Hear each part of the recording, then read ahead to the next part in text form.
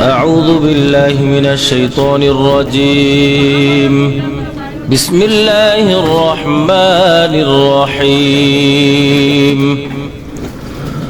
الحمد لله رب العالمين الرحمن الرحيم مالك يوم الدين. إياك نعبد وإياك نستعين. اهدنا الصراط المستقيم صراط الذين أنعمت عليهم غير المغضوب عليهم ولا الضالين. بسم الله الرحمن الرحيم. ألف لام ميم. ذلك الكتاب لا ريب فيه هدى للمتقين الذين يؤمنون بالغيب ويقيمون الصلاة ومما رزقناهم ينفقون والذين يؤمنون بما أنزل إليك وما أنزل من قبلك وبالآخرة هم يوقنون. أولئك على هدى من ربهم وأولئك هم المفلحون. إن الذين كفروا سواء عليهم أأنذرتهم أم لم تنذرهم لا يؤمنون. ختم الله على قلوبهم وعلى سمعهم وعلى أبصارهم غشاوة ولهم عذاب عظيم. ومن الناس من يقول آمنا بالله وباليوم الآخر وما هم بمؤمنين يخادعون الله والذين آمنوا وما يخدعون إلا أنفسهم وما يشعرون. في قلوبهم مرض فزادهم الله مرضا ولهم عذاب أليم بما كانوا يكذبون. وإذا قيل لهم لا تفسدوا في الأرض قالوا إنما نحن مصلحون ألا إنهم هم المفسدون ولكن لا يشعرون. وإذا قيل لهم آمنوا كما آمن الناس قالوا أنؤمن كما آمن السفهاء ألا إنهم هم السفهاء ولكن لا يعلمون. وإذا لقوا الذين آمنوا قالوا آمنا وإذا خلوا إلى شياطينهم قالوا إنا معكم إنما نحن مستهزئون. الله يستهزئ بهم ويمدهم في طغيانهم يعمهون. أولئك الذين اشتروا الضلالة بالهدى فما ربحت تجارتهم وما كانوا مهتدين. مثلهم كمثل الذي استوقد نارا فلما أضاءت ما حوله ذهب الله بنورهم وتركهم في ظلمات لا يبصرون. صم بكم عمي فهم لا يرجعون. أو كصيب من السماء فيه ظلمات ورعد وبرق يجعلون أصابعهم في آذانهم من الصواعق حذر الموت والله محيط بالكافرين. أو كصيب من السماء فيه ظلمات ورعد وبرق يجعلون أصابعهم في آذانهم من الصواعق حذر الموت والله محيط بالكافرين. يكاد البرق يخطف أبصارهم كلما أضاء لهم مشوا فيه وإذا أظلم عليهم قاموا ولو شاء الله لذهب بسمعهم وأبصارهم إن الله على كل شيء قدير. يا أيها الناس اعبدوا ربكم الذي خلقكم والذين من قبلكم لعلكم تتقون. الذي جعل لكم الأرض فراشا والسماء بناء وأنزل من السماء ماء فأخرج به من الثمرات رزقا لكم فلا تجعلوا لله أندادا وأنتم تعلمون وإن كنتم في ريب مما نزلنا على عبدنا فأتوا بسورة من مثله وادعوا شهداءكم من دون الله إن كنتم صادقين فإن لم تفعلوا ولن تفعلوا فاتقوا النار التي وقودها الناس والحجارة أعدت للكافرين وبشر الذين آمنوا وعملوا الصالحات أن لهم جنات تجري من تحتها الأنهار كلما رزقوا منها من ثمرة رزقا قالوا هذا الذي رزقنا من قبل وأتوا به متشابها ولهم فيها أزواج مطهرة وهم فيها خالدون إن الله لا يستحيي أن يضرب مثلا ما بعوضة فما فوقها فأما الذين آمنوا فيعلمون أنه الحق من ربهم وأما الذين كفروا فيقولون ماذا أراد الله بهذا مثلا يضل به كثيرا ويهدي به كثيرا وما يضل به إلا الفاسقين الذين ينقضون عهد الله من بعد ميثاقه ويقطعون ما أمر الله به أن يوصل ويفسدون في الأرض أولئك هم الخاسرون كيف تكفرون بالله وكنتم أمواتا فأحياكم ثم يميتكم ثم يحييكم ثم إليه ترجعون هو الذي خلق لكم ما في الأرض جميعا ثم استوى إلى السماء فسواهن 7 سماوات وهو بكل شيء عليم وإذ قال ربك للملائكة إني جاعل في الأرض خليفة قالوا أتجعل فيها من يفسد فيها ويسفك الدماء ونحن نسبح بحمدك ونقدس لك قال إني أعلم ما لا تعلمون وعلم آدم الأسماء كلها ثم عرضهم على الملائكة فقال أنبئوني بأسماء هؤلاء إن كنتم صادقين قالوا سبحانك لا علم لنا إلا ما علمتنا إنك أنت العليم الحكيم قال يا آدم أنبئهم بأسمائهم فلما أنبأهم بأسمائهم قال ألم أقل لكم إني أعلم غيب السماوات والأرض وأعلم ما تبدون وما كنتم تكتمون وإذ قلنا للملائكة اسجدوا لآدم فسجدوا إلا إبليس أبى واستكبر وكان من الكافرين وقلنا يا آدم اسكن أنت وزوجك الجنة وكلا منها رغدا حيث شئتما ولا تقربا هذه الشجرة فتكونا من الظالمين فأزلهما الشيطان عنها فأخرجهما مما كانا فيه وقلنا اهبطوا بعضكم لبعض عدو ويكن في الأرض مستقر ومتاع إلى حين فتلقى آدم من ربه كلمات فتاب عليه إنه هو التواب الرحيم قل اهبطوا منها جميعا فإما يأتينكم مني هدى فمن تبع هداي فلا خوف عليهم ولا هم يحزنون والذين كفروا وكذبوا بآياتنا أولئك أصحاب النار هم فيها خالدون يا بني إسرائيل إسرائيل اذكروا نعمتي التي أنعمت عليكم وأوفوا بعهدي أوف بعهدكم وإياي فارهبون وآمنوا بما أنزلت مصدقا لما معكم ولا تكونوا أول كافر به ولا تشتروا بآياتي ثمنا قليلا وإياي فاتقون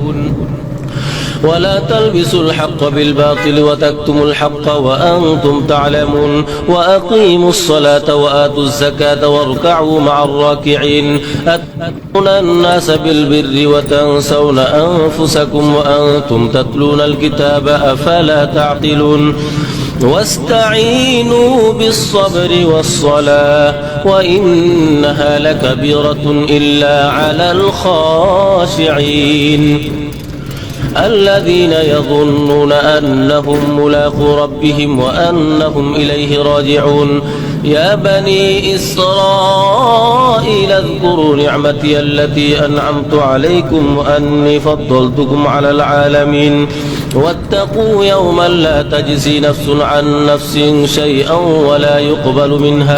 ولا يقبل منها شفاعة ولا يؤخذ منها عدل ولا هم ينصرون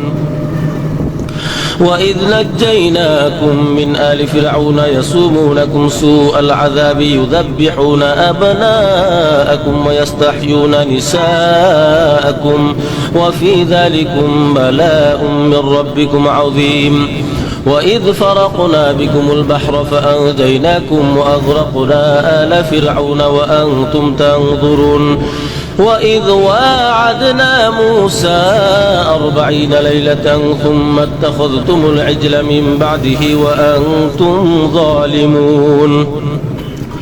ثم عفونا عنكم من بعد ذلك لعلكم تشكرون وإذ آتينا موسى الكتاب لعلكم تهتدون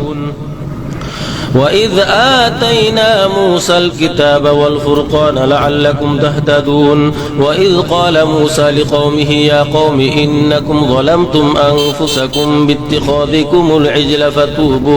فتوبوا إلى بارئكم فاقتلوا أنفسكم ذلكم خير لكم عند بارئكم فتاب عليكم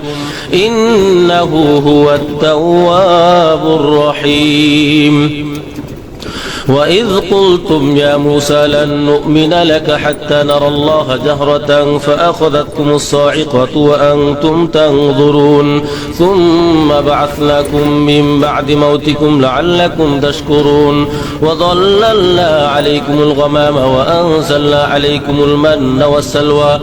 كلوا من طيبات ما رزقناكم وما ظلمونا ولكن كانوا أنفسهم يظلمون وإذ آتينا موسى الكتاب والفرقان لعلكم تهتدون وإذ قال موسى لقومه يا قوم إنكم ظلمتم أنفسكم باتخاذكم العجل فتوبوا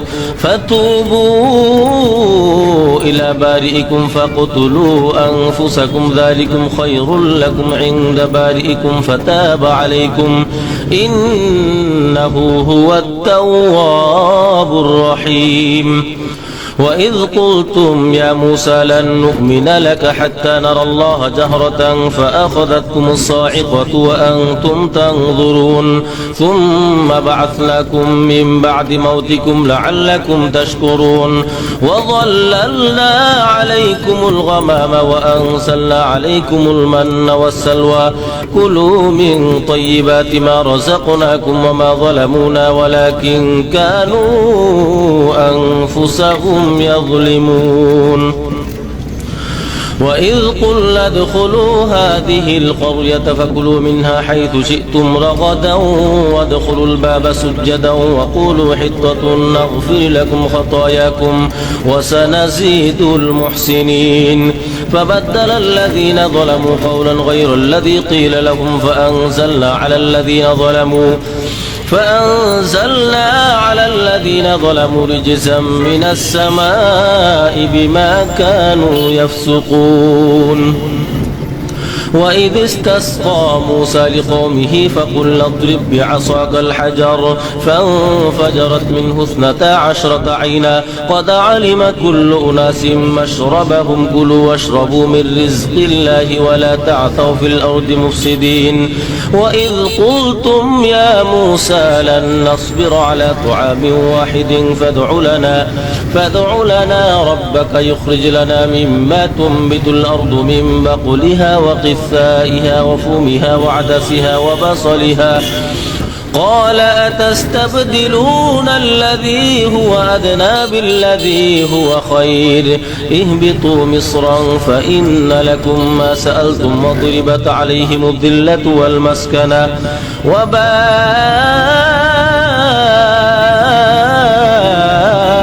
بغضب من الله ذلك بأنهم كانوا يكفرون بآيات الله ويقتلون النبيين بغير الحق ذلك بما عصوا وكانوا يعتدون إن الذين آمنوا والذين هادوا والنصارى والصابئين من آمن بالله واليوم الآخر وعمل صالحا فلهم أجرهم عند ربهم ولا خوف عليهم ولا هم يحزنون وإذ أخذنا ميثاقكم ورفعنا فوقكم الطور خذوا ما آتيناكم بقوة واذكروا ما فيه لعلكم تتقون ثم توليتم من بعد ذلك فلولا فضل الله عليكم ورحمته لكنتم من الخاسرين ولقد علمتم الذين اعتدوا منكم في السبت فقلنا لهم كونوا قردة خاسئين فجعلناها نكالا لما بين يديها وما خلفها وموعظة للمتقين وإذ قال موسى لقومه إن الله يأمركم أن تذبحوا بقرة قالوا أتتخذنا هزوا قال أعوذ بالله أن أكون من الجاهلين قالوا ادع لنا ربك يبين لنا ما هي قال إنه يقول إنها بقرة لا فارض ولا بكر عوان بين ذلك فافعلوا ما تؤمرون قالوا ادع لنا ربك يبين لنا ما لونها قال إنه يقول إنها بقرة صفراء فاقع لونها تسر الناظرين قالوا ادع لنا ربك يبين لنا ما هي إن البقرة شابه علينا وإنا إن شاء الله لمهتدون قال إنه يقول إنها بقرة لا ذلول تثير الأرض ولا تسقي الحرث مسلمة لا شية فيها قالوا الآن جئت بالحق فذبحوها وما كادوا يفعلون وإذ قتلتم نفسا فادارأتم فيها والله مخرج ما كنتم تكتمون فقلنا اضربوه ببعضها كذلك يحيي الله الموتى ويريكم آياته لعلكم تعقلون ثم قست قلوبكم من بعد ذلك فهي كالحجارة أو أشد قسوة وإن من الحجارة لما يتفجر منه الأنهار وإن منها لما يشقق فيخرج منه الماء وإن منها لما يهبط من خشية الله وما الله بغافل عما تعملون أفتطمعون أن يؤمنوا لكم وقد كان فريق منهم يسمعون كلام الله ثم يحرفونه من بعد ما عقلوه وهم يعلمون وإذا لقوا الذين آمنوا قالوا آمنا وإذا خلا بعضهم إلى بعض قالوا أتحدثونهم بما فتح الله عليكم ليحاجوكم به عند ربكم أفلا تعقلون أولا يعلمون أن الله يعلم ما يسرون وما يعلنون ومنهم أميون لا يعلمون الكتاب إلا أماني وإن هم إلا يظنون فويل للذين يكتبون الكتاب بأيديهم ثم يقولون هذا من عند الله ليشتروا به ثمنا قليلا فويل لهم مما كتبت أيديهم وويل لهم مما يكسبون وقالوا لن تمسنا النار إلا أياما معدودة قل أتخذتم عند الله عهدا فلن يخلف الله عهده أم تقولون على الله ما لا تعلمون بلى من كسب سيئة وأحاطت به خطيئته فأولئك أصحاب النار هم فيها خالدون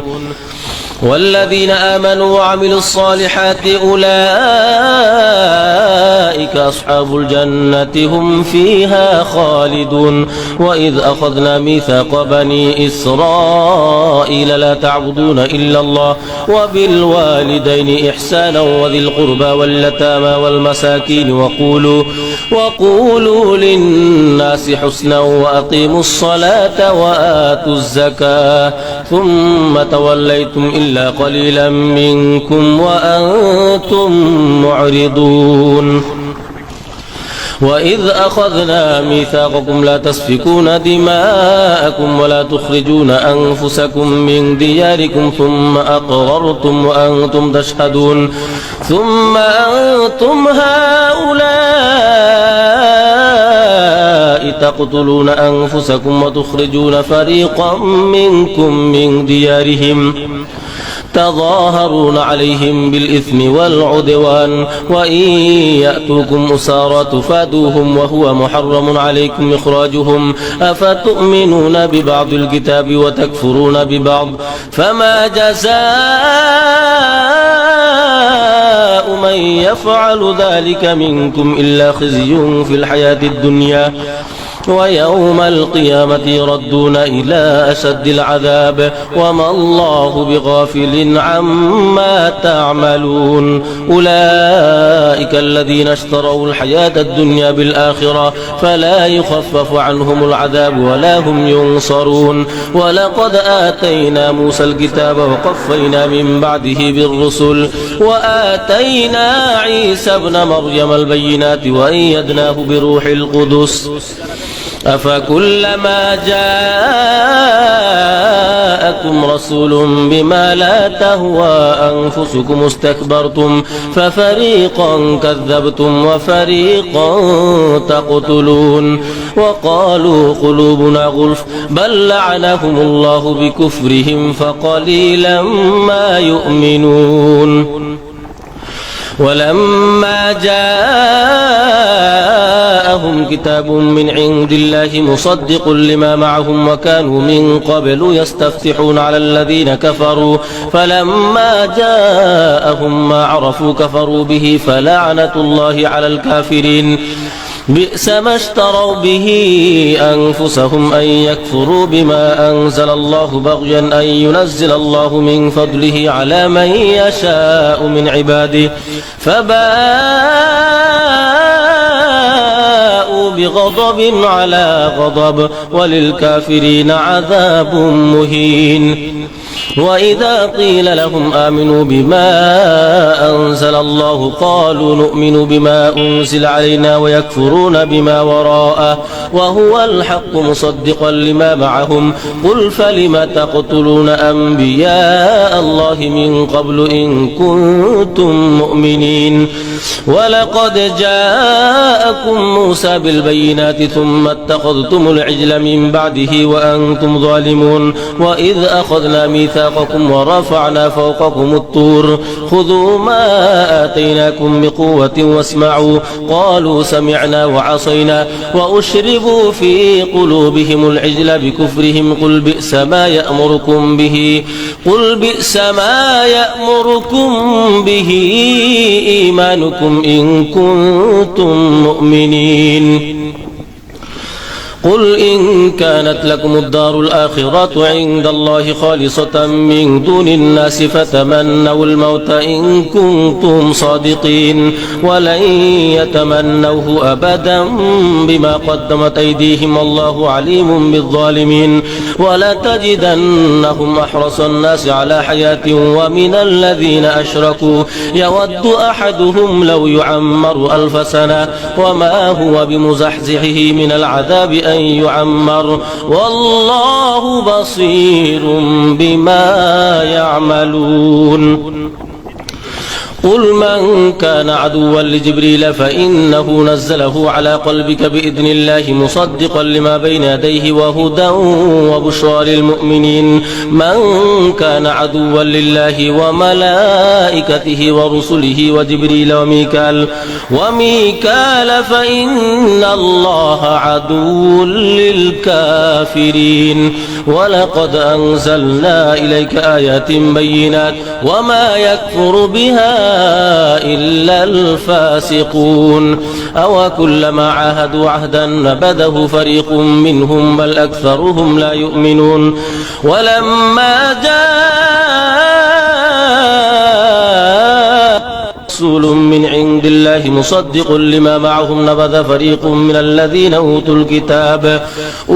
الكتاب كتاب الله وراء ظهورهم كأنهم لا يعلمون واتبعوا ما تتلو الشياطين على ملك سليمان وما كفر سليمان ولكن الشياطين كفروا يعلمون الناس السحر وما أنزل على الملكين ببابل هاروت وماروت وما يعلمان من أحد حتى يقولا إنما نحن فتنة فلا تكفر فيتعلمون منهما ما يفرقون به بين المرء وزوجه وما هم ضارين به من أحد إلا بإذن الله ويتعلمون ما يضرهم ولا ينفعهم ولقد علموا لمن اشتراه ما له في الآخرة من خلاق ولبئس ما شروا به أنفسهم لو كانوا يعلمون ولو أنهم آمنوا واتقوا لمثوبة من عند الله خير لو كانوا يعلمون يا أيها الذين آمنوا لا تقولوا راعنا وقولوا انظرنا واسمعوا وللكافرين عذاب أليم ما يود الذين كفروا من أهل الكتاب ولا المشركين أن ينزل عليكم من خير من ربكم والله يختص برحمته من يشاء والله ذو الفضل العظيم ما ننسخ من آية أو ننسها نأتي بخير منها أو مثلها ألم تعلم أن الله على كل شيء قدير ألم تعلم أن الله له ملك السماوات والأرض وما لكم من دون الله من ولي ولا نصير أم تريدون أن تسألوا رسولكم كما سئل موسى من قبل ومن يتبدل الكفر بالإيمان فقد ضل سواء السبيل ود كثير من أهل الكتاب لو يردونكم من بعد إيمانكم كفارا حسدا من عند أنفسهم من بعد ما تبين لهم الحق فاعفوا واصفحوا حتى يأتي الله بأمره إن الله على كل شيء قدير وأقيموا الصلاة وآتوا الزكاة وما تقدموا لأنفسكم من خير تجدوه عند الله إن الله بما تعملون بصير وقالوا لن يدخل الجنة إلا من كان هودا أو نصارى تلك أمانيهم قل هاتوا برهانكم إن كنتم صادقين بلى من أسلم وجهه لله وهو محسن فله أجره عند ربه ولا خوف عليهم ولا هم يحزنون وقالت اليهود ليست النصارى على شيء وقالت النصارى ليست اليهود على شيء وهم يتلون الكتاب كذلك قال الذين لا يعلمون مثل قولهم فالله يحكم بينهم يوم القيامة فيما كانوا فيه يختلفون ومن أظلم ممن منع مساجد الله أن يذكر فيها اسمه وسعى في خرابها أولئك ما كان لهم أن يدخلوها إلا خائفين لهم في الدنيا خزي ولهم في الآخرة عذاب عظيم ولله المشرق والمغرب فأينما تولوا فثم وجه الله إن الله واسع عليم وقالوا اتخذ الله ولدا سبحانه بل له ما في السماوات والأرض كل له قانتون بديع السماوات والأرض وإذا قضى أمرا فإنما يقول له كن فيكون وقال الذين لا يعلمون لولا يكلمنا الله أو تأتينا آية كذلك قال الذين من قبلهم مثل قولهم تشابهت قلوبهم قد بينا الآيات لقوم يوقنون إنا أرسلناك بالحق بشيرا ونذيرا ولا تسأل عن أصحاب الجحيم ولن ترضى عنك اليهود ولا النصارى حتى تتبع ملتهم قل إن هدى الله هو الهدى ولئن اتبعت أهواءهم بعد الذي جاءك من العلم ما لك من الله من ولي ولا نصير الذين آتيناهم الكتاب يتلونه حق تلاوته أولئك يؤمنون به ومن يكفر به فأولئك هم الخاسرون يا بني إسرائيل اذكروا نعمتي التي أنعمت عليكم وأني فضلتكم على العالمين واتقوا يوما لا تجزي نفس عن نفس شيئا ولا يقبل منها عدل ولا تنفعها شفاعة ولا هم ينصرون وإذ ابتلى إبراهيم ربه بكلمات فأتمهن قال إني جاعلك للناس إماما قال ومن ذريتي قال لا ينال عهد الظالمين وإذ جعلنا البيت مثابة للناس وأمنا واتخذوا من مقام إبراهيم مصلى وعهدنا إلى إبراهيم وإسماعيل أن طهر بيتي للطائفين والعاكفين والركع السجود وإذ قال إبراهيم رب اجعل هذا بلدا آمنا وارزق أهله من الثمرات من آمن منهم بالله واليوم الآخر قال ومن كفر فأمتعه قليلا ثم أضطره إلى عذاب النار وبئس المصير وإذ يرفع إبراهيم القواعد من البيت وإسماعيل ربنا تقبل منا إنك أنت السميع العليم ربنا واجعلنا مسلمين لك ومن ذريتنا أمة مسلمة لك وأرنا مناسكنا وتب علينا إنك أنت التواب الرحيم ربنا وابعث فيهم رسولا منهم يتلو عليهم آياتك ويعلمهم الكتاب والحكمة ويزكيهم إنك أنت العزيز الحكيم ومن يرغب عن ملة إبراهيم إلا من سفي نفسه ولقد اصطفيناه في الدنيا وإنه في الآخرة لمن الصالحين إذ قال له ربه أسلم قال أسلمت لرب العالمين ووصى بها إبراهيم بنيه ويعقوب يا بني إن الله اصطفى لكم الدين فلا تموتن إلا وأنتم مسلمون أم كنتم شهداء إذ حضر يعقوب الموت إذ قال لبنيه ما تعبدون من بعدي قالوا نعبد أصناما فنظل لها عاكفين